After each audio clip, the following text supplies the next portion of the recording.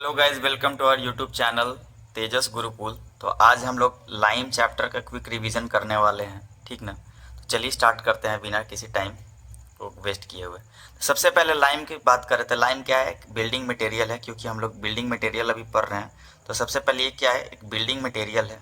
Lime क्या है? Lime एक बिल्डिंग मटेरियल है, ठीक है। दूसरा क्या? तो बिल्डिंग मटेरियल में भी ये कौन सा मटेरियल है? तो बाइंडिंग मटेरियल है। लाइम क्या है? एक बाइंडिंग मटेरियल है। पुराने ज़माने में हम लोग क्या करते थे? सीमेंट जब नहीं था तो उस समय हम लोग लाइम को ही यूज़ करते थे दीवार वगैरह जोड़ने के लिए। लेकिन सवाल आता है, जब पुराने ज़माने में जोड़ते थे तो अब क्यों नहीं जोड़ते हैं? क्योंकि सीमेंट जब से आ गया तो सीमेंट पे भी हम लोग जानते हैं कि 60 से 65% क्या रहता है? लाइम ही रहता है। तो लाइम का अगर समझे तो हम लोग क्या है, अपग्रेडेड वर्जन जो है, अपग्रेडेड वर्जन क्या है? सीमेंट है। इसीलिए हम लोग लाइम को अब यूज़ नहीं करते हैं। लाइम का जो स्ट्रेंथ होता है वो क्या होता है? सीमेंट से कुछ कम होता है। इसीलिए अब हम लोग लाइम को धीरे धीरे यूज़ करना बंद कर दिए, ठीक है। लाइम का अगर बात करें तो लाइम बेसिकली अगर मोटा मोटी बात करें तो हम लोग 3 टाइप के लाइम को पढ़ते हैं। पहला हो गया फैट लाइम, दूसरा हो गया हाइड्रोलिक लाइम, और तीसरा हो गया पुअर लाइम। तो चलिए हम तीनों को बारी बारी से जानते हैं। तो चलिए पहला देखते हैं हम लोग फैट लाइम। तो फैट लाइम जो होता है ये ऑब्टेंड होता है जब हम लोग लाइमस्टोन को बर्न करते हैं तब। तो obtain from burning of limestone. और लाइमस्टोन किससे ऑब्टेन होता है? हम लोग कहते हैं शीशल से। एक देखते होंगे बालू वगैरह में जो छोटा छोटा शेल रहता है वो शीशल होता है। तो उसी से हमारा शीशल से लाइमस्टोन निकलता है। लाइमस्टोन को जब बर्न करते हैं तो उससे हमारा फैट लाइम निकलता है, ठीक है। अब फैट लाइम की बात करें तो इसमें कैल्शियम ऑक्साइड जो होता है वो अप्रॉक्स 95% के करीब में होता है, और 5% क्या होता है? इम्प्योरिटीज़ होता है, जो कि बेसिकली हम लोग मिट्टी मान लेते हैं, तो सिलिका। तो 95% चूँकि हमारा प्योर कैल्शियम ऑक्साइड है जो कि चूना है, लाइम है, और 5% ही इम्प्योरिटी है। तो ज़्यादातर देखेंगे तो जो 95% क्या है तो इसका वजन वेटेज ज़्यादा है। तो इस हिसाब से हमारा जो चूना होता है, हम भी जानते हैं कि चूना का कलर क्या होता है? वाइट। तो इसलिए हम लोग जो फैट लाइम है इसको हम लोग वाइट लाइम के नाम से भी जानते हैं। क्यों? क्योंकि चूना वाइट होता है, और मैक्सिमम जो अमाउंट है हमारा 95% जो है फैट लाइम में क्या है? हमारा चूना है।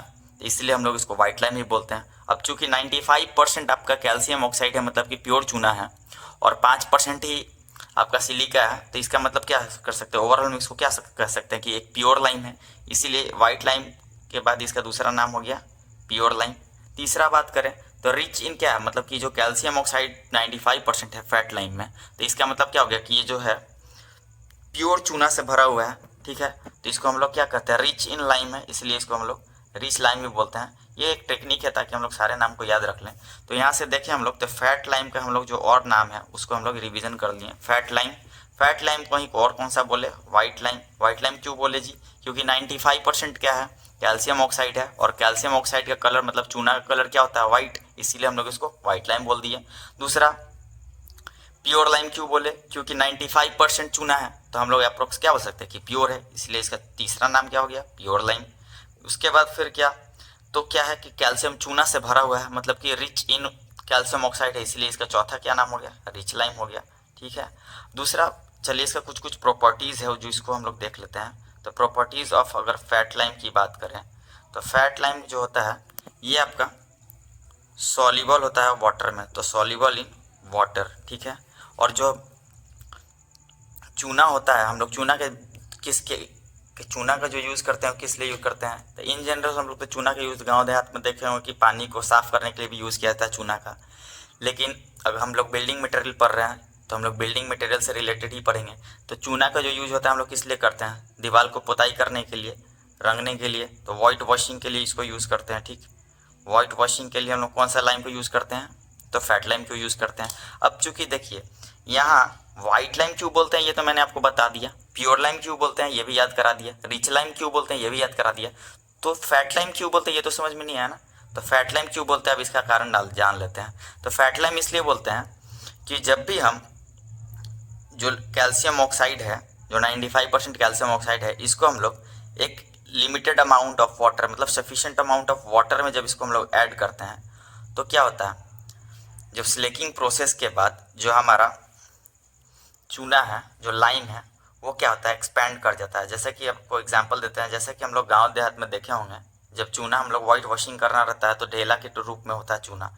उस चूने को लाते हैं, पानी में बाल्टी भर के पानी में डाल देते हैं, देखते हैं कि कुछ देर के बाद काफ़ी ज़्यादा एक्सोथर्मिक रिएक्शन होता है, बहुत ज़्यादा गर्मी निकलता है, और उसके बाद वो जो चूना होता है पूरी तरह से टूट के घुल जाता है उसमें। इसी प्रोसेस को बोलते हैं स्लेकिंग ऑफ लाइम। और स्लेकिंग ऑफ लाइम के बाद अगर आप देखते होंगे सुबह के समय में, तो क्या हो जाता है, अगर वो हार्ड हो जाता है बाल्टी, तो हम लोग क्या देखें कि उसमें जो है इसका वो हार्ड हो गया, मतलब था तो चूना थोड़ा सा, लेकिन अब पूरी तरह से बाल्टी में भर गया है, तो और वो भी ठोस हो गया है। तो इसका मतलब क्या होगा कि चूना जो है अपने वॉल्यूम को एक्सपैंड किया है। इसीलिए हम लोग क्या बोल सकते हैं कि जो चूना है वो क्या हो गया, मोटा हो गया है, तो फैट हो गया, इसीलिए हम लोग इसको फैट लाइम भी बोलते हैं। और बात कर अगर कितना अमाउंट तक ये एक्सपैंड करता है अपने वॉल्यूम को, तो फैट लाइम जो है ये अप्रॉक्सीमेटली 2 से 2.5% तक वॉल्यूम को अपने एक्सपैंड करता है। बात करें अगर फैट लाइम के, तो फैट लाइम के में क्या है, 95% तक आपका क्या है, 95% जो है आपका कैल्शियम ऑक्साइड है। कैल्शियम ऑक्साइड का कलर कैसा होता है जी, वाइट, और नाम भी इसका वाइट लाइम। तो इसका अपीयरेंस कैसा होगा, वैसे भी चूना पुताई होने के बाद हम देखते होंगे हमारा दीवार जो है पूरी तरह से वाइट हो जाता है, तो इसका अपीयरेंस जो होता है वो वाइट कलर का होता है, ठीक ना। तो ये मोटा मोटी हम लोग जान लिए फैट लाइम के बारे में, ठीक ना। तो फैट लाइम के बारे में तब हम लोग जान लिए। दूसरा हम लोग जानते हैं अभी हाइड्रोलिक लाइम और पुअर लाइम के बारे में। तो चलिए हाइड्रोलिक लाइम के बारे में शुरू करते हैं। तो जैसे कि हमने देखा था फैट लाइम को कब ऑब्टेन करते हैं, तो जब फैट लाइम को जब बर्न करते हैं लाइमस्टोन को, तो हम लोग को फैट लाइम ऑब्टेन होता है। वैसे ही जब हम लोग हाइड्रोलिक लाइम कब ऑब्टेन होता है, तो जब कंकर को जब बर्न करते हैं ना, तो कंकर को बर्न करते हैं तो हमारा हाइड्रोलिक लाइम जो होता है ये हमारा ऑब्टेन होता है, ठीक ना। उसके बाद हम देखें तो उसमें कि 95% क्या था, उसमें लाइम था, प्योर लाइम था, और 5% इम्प्योरिटी था। तो इस केस में हम देखते हैं कि लगभग 75 से, इस केस में हम लोग देखते हैं लगभग 70 से 95%, मतलब कि 70 से 95% तक तो कैल्शियम ऑक्साइड होता है, लेकिन इसमें जो इम्प्योरिटी का जो मात्रा होता है वो बढ़ जाता है। बेसिकली हम लोग इधर का छोड़ के इम्प्योरिटी को ध्यान देंगे तो 5 से 30% तक इसमें इम्प्योरिटी आ जाता है, मतलब क्या आ जाता है, सिलिका आ जाता है। तो सिलिका आ गया 5 से 30%, मतलब कि क्या होगा, इसका कुछ प्रभाव इसमें पड़ेगा। तो ये जो हमारा हाइड्रोलिक लाइम होता है ना, इसका कुछ जो येलोइश कलर दे देता है, हल्का सा येलोइश टिंट दे देता है हमारे ये लाइम को, ठीक ना।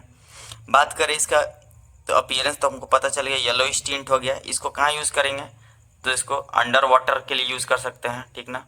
तो हाइड्रोलिक लाइम जो होता है वो अंडर वाटर में यूज़ कर सकते हैं। इसमें स्ट्रेंथ भी होता है, ये स्ट्रेंथ भी देता है।